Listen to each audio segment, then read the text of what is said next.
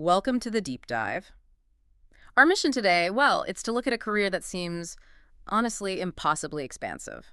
It's a path that just constantly defied typecasting. Exactly. We're diving deep into the source material you shared with us, focusing on Lake Bell. Now, you definitely know her as an actress, but her life path, it's really defined by these deliberate, high-stakes pivots. hmm She became a critically acclaimed writer, director, and even, a specialist in fields like motorsports and vocal science. It's quite a range. It really is. And that's the key thing we pulled from these sources, isn't it? Lake Bell's journey. It's this transition from like a really witty, scene-stealing supporting actress. Yeah, reliable. Totally reliable to an industry auteur. Yeah. She didn't just take roles. She actively sought control, Right. control of the narrative, Right. using her unique background to shape projects about her specific fixations. And the big one seems to be the power and maybe the limitations of the human voice. So this deep dive, it's about connecting the dots, connecting Sally Heap on Boston Legal to, winning the Waldo Salt Screenwriting Award. It's a big leap. It is, and we're drawing from this really detailed biographical outline, which kind of forces us to juggle her multiple identities. Yeah. You've got the theater-trained actress, the Marvel voice artist, the fashion model, the author, and, the automotive contributing editor. It's a lot to reconcile. It really is. The goal isn't just like listing achievements. It's trying to understand the strategy, the passion behind this really extraordinary multidisciplinary career. Mm-hmm. Okay, so let's unpack the foundations. Where does this versatility come from? Lake Siegel Bell, born in New York City in 1979, and the source immediately points to this childhood steeped in two intensely different, high-powered worlds. Yeah, and you look back and it kind of explains her adaptability, doesn't it? It seems to. Her mother, Robin Bell, she's right in the middle of the high design world, owns the Robin Bell design firm in New York. Very influential. Right. Aesthetics, creative precision, curated spaces, that whole vibe. Exactly that. And then, bam, you pivot completely to her father, Harvey Siegel. Yeah. Real estate developer, sure. But his passion led him into the gritty technical world of professional racing. This is one of those details from the sources that really makes you pause. It really does. Yeah. I mean, Harvey Siegel didn't just, collect cars. He bought the Virginia International Raceway after it closed down Oh. and turned it into a high-end racetrack country club, successfully. And then later, he owned the New Jersey Motorsports Park. Just think about that contrast for a second. High-end New York design culture, and then the high-octane engineering, the mechanics, the risk, the strategy of motorsports. It's such a rare environment for a creative person to grow up in. You just don't see that combination often. That kind of structural duality, it must have created a really fascinating internal compass for her, right? Yeah. It suggests maybe a comfort with both, like artistic subjectivity and mechanical objectivity. That's a great way to put it. And those are skills you absolutely need for directing and writing. Definitely. And she herself said she was raised in a comically dysfunctional family. Right. Navigating a mixed religious background, father's Jewish, mother's Protestant, alongside these, intensely different professional pressures from her parents. That phrase, comically dysfunctional, it feels like a writer talking, doesn't it? It does. It suggests not just, difficulty, but this high level of observation, finding humor in the complexity of it all. Yeah, like seeing the structure behind the chaos. Exactly. And to thrive in that kind of setting, you develop really strong powers of synthesis, adaptation, learning to speak the language of, high society and high performance. Her education seems to mirror that too, the geographical shifts, the academic rigor. It points to a childhood where boundaries were, frequently crossed. Yeah, she attended some very prestigious schools, Yeah. like Chapin School in New York, Westminster School in Connecticut. But like you said, it wasn't just the U.S. Northeast. Yeah. The global exposure feels really key to understanding her range. As a junior in high school, she did the School Year Abroad program in Rennes, France. Fully immersed. That's not just a holiday. No, that's serious language and cultural immersion. And the source also mentions she spent time in Vero Beach, Florida, attending St. Edward's School, another totally different environment. So you're talking, elite NYC, French immersion, a Southern U.S. prep school, all before college. Yeah, 3 distinct high-pressure social ecosystems. That level of cultural code switching, that has to deeply inform how a director creates characters, builds worlds. Absolutely. That ability to, inhabit different identities, pick up on subtle social cues, which is really the bedrock of writing and directing. You forge that in that kind of varied upbringing. And then she heads to Skidmore College in New York, but doesn't stay long. Right. She makes a pretty definitive move to London's Rose Bruford College. Which signals, okay, this is serious, a focus on craft over general studies. Yeah, the source is clear. Rose Bruford emphasizes theater, the arts. It gives her that classical professional foundation. This is where the discipline really starts to take shape. And we even have the specifics of the plays she was in there. We do. The Seagull, The Children's Hour, 6 Degrees of Separation, also Light Shining in Buckinghamshire, and The Pentecost. These are heavy hitters, challenging works. Definitely. Often classical, highly dramatic stuff. This wasn't just, messing around in acting class. This was serious preparation. It gave her that technical grounding, that authority to pivot later on, knowing she had the technique to back it up. So when she finally launches her professional acting career around 2002, it seems like things moved incredibly fast. Yeah, almost instantly. Started with the film Speakeasy, a guest spot on ER, but she quickly gets traction on TV, which back then was really the place for new talent. Oh, absolutely. The TV breakthroughs were immediate and pretty impressive. Yeah. 2003, she's Victoria Carlson in Mismatch. But the role that really, I think, cemented her in the public eye, especially for that kind of sophisticated dialogue, was Sally Heap. Sally Heap. Okay, she debuts in the last 4 episodes of The Practice in 2004. That detail feels important. It's crucial. Because she was so effective, they immediately carried her over as a regular cast member onto the spin-off, Boston Legal. That just speaks volumes about her impact, right? To get integrated straight into the David E. Kelley universe. Which was the gold standard back then. Blending social commentary, legal drama, really quirky character work. You needed serious range and chemistry to hang in there. And she played a pretty formidable character. Stayed on Boston Legal till 2005, and then even came back later. Yeah, as opposing counsel to Alan Shore, James Spader's character. Held her own against him. So, okay, she's established herself in this demanding, sophisticated legal drama world. And then the source shows this, really deliberate and interesting pivot into genre work. Starring as Laura Daugherty in that short-lived sci-fi series, Surface, 2005-2006. Ah, right. That's a really strategic move, isn't it? Because actors often get locked into a genre once they find success. Totally. So going straight from the courtroom vibe of Boston Legal to a big sci-fi mystery, that shows an early drive to resist being typecast. Yeah. It immediately broadened her range in the market. And her film career through the late 2000s, early 2010s, it just reflects this incredible versatility. She seemed to be everywhere. Look at the sheer volume, the diversity of those films. Yeah. She absolutely nailed the rom-com thing, lead-in over her dead body in '08. Right. Best friend to Cameron Diaz in What Happens in Vegas, same year. And she was part of that amazing ensemble in It's Complicated in 2009. Oh, yeah, great cast. And that film got them the National Board of Review Award for Best Acting by an Ensemble. That's a serious industry nod for group work. And her talent for scene stealing, you see that pop up again in No Strings Attached in 2011. Playing Ashton Kutcher's boss, critics really praised her timing there. Yeah, elevating those smaller roles. But at the same time, she wasn't just doing comedy. She was keeping her hand in drama. Right. Played Colin Farrell's wife in the crime drama Pride and Glory back in '08. Yeah. And crucially, same year, she won the Newport Beach Film Festival Award for outstanding performance for the thriller Under Still Waters. Okay, that award, that's significant. Often highlights more nuanced indie roles. Exactly. It showed that even while she's doing these big studio comedies, she's still committed to serious, character-driven dramatic work on the side. And this dual track, it kind of continues into the mid-decade studio films. Hollywood clearly saw her as reliable talent.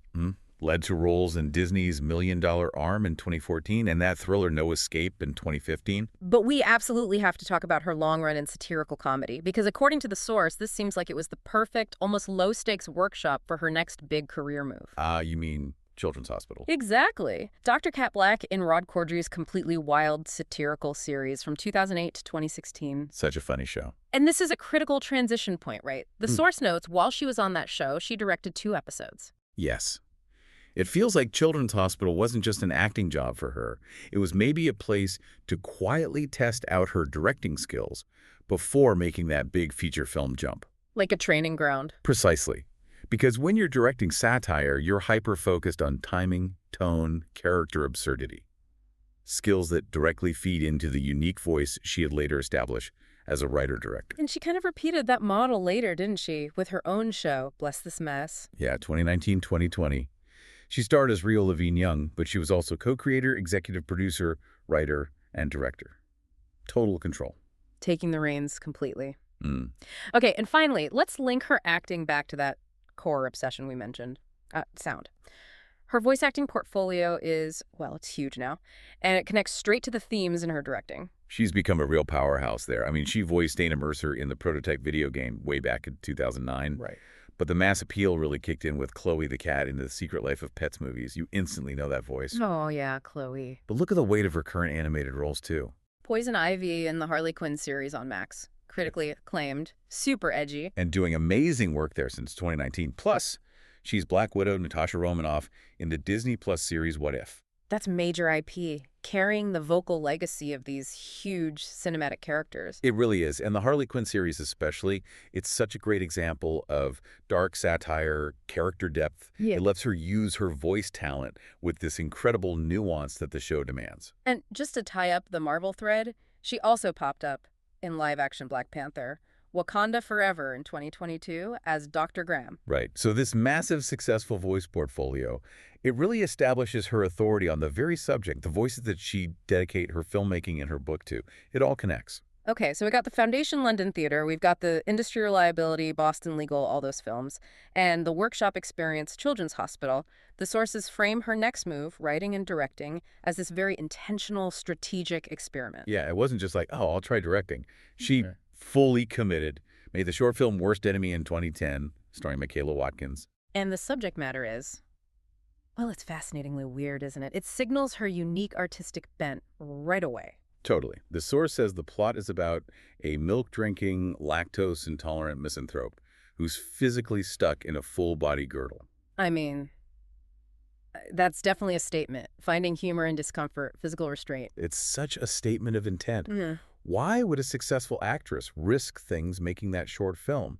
Because it let her explore these themes, self-imprisonment, physical identity, through this really absurd comedic lens. And it worked. The reception validated the risk. Absolutely. Yeah. Premiered at Sundance in 2011, won the Tony Cox Award for Screenwriting in a short film at Nantucket. Okay, that award specifically for screenwriting feels like the golden ticket. It confirms her voice as a writer. Exactly. And that success, it paved the way immediately for her feature debut, In a World, in 2013, which she wrote, directed, and starred in. And this feels like the absolute peak of her artistic focus, merging all her interests. Yeah, she described it as a comedy about a female voiceover artist and family dysfunction and relationships. It's such a niche subject, but clearly one she was obsessed with, drawing right from her own life as a voice actor. And it tapped into something culturally, didn't it? About authority, gender, the actual sound of professional communication. It satirized that whole patriarchal movie trailer industry where that one deep male voice, the in-a-world voice, always held all the power and credibility. And this is where the industry really recognized her, not just as an actor who directs, but as a respected auteur, a filmmaker in her own right. Because In World won the Waldo Salt Screenwriting Award at Sundance in 2013. We should pause on that for a second. Absolutely should.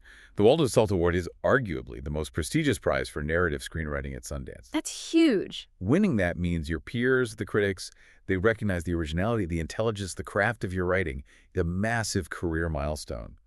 Puts her in company with really serious, enduring filmmakers. So it elevates her from actress who directs to just filmmaker, period. Exactly. And having hit that level of critical success, the logical next step was her follow-up feature, I Do, Until I Don't, in 2017. Again, directed, wrote, co-produced, starred in it. Right. That film, originally called What's the Point? And Other Fair Questions About Marriage. Yeah. It continued her style, observational, satirical. But the source notes, it got mixed reviews. If In a World was such a home run, why do you think the follow-up maybe didn't land quite as strongly with critics? Well, it really highlights how hard it is to repeat that kind of lightning-in-a-bottle debut, right? Yeah. In a World, had this truly novel concept, the voiceover world, that just hadn't been explored like that. True. The second film tackled marriage, relationships. It's a much more universal subject, maybe a field that's already crowded with cinematic takes. The satirical edge was there, but perhaps it didn't feel as fresh or urgent. Makes sense. But regardless of the mixed reviews, the directing work kept coming. Definitely. The sources show she solidified her status as a director for hire, someone capable of handling different kinds of projects, not just her own star vehicles. Okay. She directed 2 episodes of that Hulu comedy drama Casual in 2017, showed she could adapt to an established style. Ah. And then significantly, she directed 2 episodes of the huge biographical miniseries Pam and Tommy in 2022. Oh, right. That was a big deal. Huge deal. Directing a series with that scale, that production value, especially focusing on real people and intense media scrutiny, it really shows the industry's confidence in her maturity as a director, her ability to handle complex, sensitive material. Okay, now we get into the part where Lake Bell's career threads become truly uniquely her, highlighting this refusal to be defined just by acting or directing. Let's start with fashion and modeling, a sustained high-profile presence. Yeah, and this wasn't just, the occasional photo shoot. She was actually recognized as a style icon. The sources point out she was on British Vogue's 10 Best-Dressed Women list in 2007, number 6, and multiple times on lists like Maxim's and Ask Men's Most Desirable Women, which indicates, this commercially valuable public image that went beyond just her film roles. And she seemed to use that image quite strategically. Features in GQ, Marie Claire, Elle, Los Angeles, Maxim, Esquire. But what stands out are some specific, more artistic collaborations, like modeling for Scott Campbell's photography book in 2009, or walking at Pirelli's Fashion Week in Milan in 2011. Right, and maybe the most striking detail is that 2013 cover of New York Magazine for Fashion Week. Oh, yeah? She modeled nude, but covered entirely in body painting done by her then-husband, Scott Campbell. Okay, that's a very specific stylized choice. Highly stylized, very intellectual. It shows this willingness to use her body, her public image, as a medium for artistic statement, controlling the narrative around her physical presence, just like she controls the narrative behind the camera. It's quite deliberate. Now, let's pivot hard. From high fashion to high-performance vehicles. This is the detail that I think throws most people for a loop, but it connects back to her childhood, right? Her father's world. It absolutely does. The source confirms she is the automotive contributing editor for The Hollywood Reporter. Not just an editor, the automotive contributing editor. Right. This isn't a personal blog, it's a professional role. She writes an automotive column for a major industry publication called Test Drive. That is just an incredible, almost surreal juxtaposition. You've got this award-winning writer-director whose main artistic obsession is the human voice. Also providing professional written analysis of engine performance, handling dynamics, luxury car spec. It totally connects the dots, though, between the mechanical world of her father and her own observational skills, now applied as a journalist. Very few people in Hollywood have that specific expert niche. Gives her a unique kind of currency. Exactly. A platform. She's not just famous, she's credibly informed about this highly technical field. And that commitment to precision, whether it's analyzing a script or a car's differential, that seems to be a hallmark of her whole career. And speaking of commitment to precision and writing, let's talk about the ultimate culmination of that artistic obsession, her nonfiction book. Right. In 2022, she published Inside Voice. And the book, as the source confirms, focuses entirely on the topic of the human voice. This is where everything perfectly merges. Professional life, artistic life, critical analysis, it all comes together here. It really feels like the final step in establishing her authority on the topic that drove In a World, her most acclaimed film. She took her personal fascination, anxiety around vocal identity, gendered voice stuff, communication, and turned it into this comprehensive work of nonfiction. It's fascinating because the book isn't just drawing on her voice acting experience, is it? No, it uses her platform as a filmmaker, as a cultural commentator. It lets her move beyond just performing into genuine cultural analysis. She's leveraged her creative work into critical commentary. It confirms that for Lake Bell, sound and communication, they aren't side interests. They are the central organizing principles of her entire career. Hashtag me personal life and public relationships. Okay, so just to complete the picture, the source material gives us some context on her relationships, her family life, during these really demanding professional years. Yeah, she met the artist Scott Campbell back in 2011, and it was in this kind of beautifully meta way he played himself in an episode of her HBO show, How to Make It in America. Ah, right. Professional and personal intersecting right there. Exactly. They got engaged on her birthday, March 2012, and then married June 1st, 2013. Right around the time In a World was really cementing her status as a director. Timing, yeah. At the Meridian Opera House in New Orleans. And they had 2 children together. They did. A daughter born late October 2014, and then a son born May 2017. But the source does note the marriage ended publicly. Right. They announced their separation in October 2020, and Bell filed for divorce later that same month. The source material also includes a later update regarding her dating life post-divorce. Yes. In July 2022, there were reports she was dating comedian and actor Chris Rock. Okay. But it's important for context to note the follow-up detail provided in the source, Yeah. which is that Rock later confirmed he was single in his 2023 Netflix special. Right. Providing that necessary closure on that particular public connection mentioned in the source. Hashtag tag tag tag outro. So looking back across this whole canvas of Lake Bell's professional life, the biographical summary we dug into, it really paints a picture of this incredibly expansive but also highly controlled professional identity. Yeah. She starts as that legal drama scene stealer, moves through sci-fi comedy, and then boom, wins a major screenwriting award for a film about the sound of credibility. The synthesis is just so clear, isn't it? Lake Bell refused to be put in any single box. She seems to have mastered the dualities from her upbringing: art versus mechanics, performance versus analysis. Yeah. She's a critically respected screenwriter, director, voice artist, and then leverages that platform into fields like fashion and automotive journalism, all while managing these intensely personal themes of motherhood and divorce in the public eye. She really is the living embodiment of multidisciplinary artist. Totally. And this brings us to our final provocative question that kind of ties her whole journey together. Okay. We noted her early comment about growing up in that comically dysfunctional family, having to navigate these incredibly specific, high-pressure worlds, NYC art scene, French immersion, high-octane motorsport. Right, the code switching. And we know her entire artistic output in a world. Her voice acting, the inside voice book, it's all fundamentally about the mechanics of communication, vocal identity, perception, how we sound, how we're heard. So the question is, Well, did that childhood experience needing to constantly adapt, to code switch between these intensely different cultural and technical worlds, did that generate her deep professional obsession with the human voice? like, was focusing on sound and communication almost a necessary survival mechanism for her? Maybe. A tool she had to master to understand and navigate a world, dominated by these contradictory high-stakes environments. Wow. And did that ultimately fuel her drive to write and direct the story herself instead of just acting in someone else's? That quest for self-determination, control, through mastering the voice. That feels like the deepest thread running through her story, based on everything we've looked at. Something to think about.